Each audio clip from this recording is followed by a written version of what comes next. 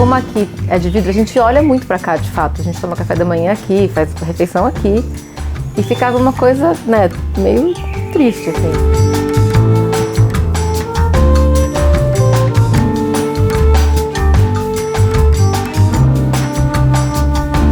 Foi tudo muito prático, assim. Tanto que ela começou a conversa pelo Instagram, vieram aqui, conversaram. Minha mãe originalmente queria orquídea para dar uma cor, aí decidiram não fazer, acho que porque também ia ter uma manutenção diferente, talvez.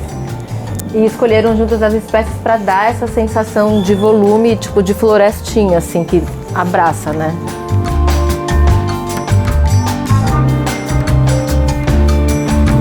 A gente começou a usar mais aqui por causa da parede verde. A gente ficava só mais ali.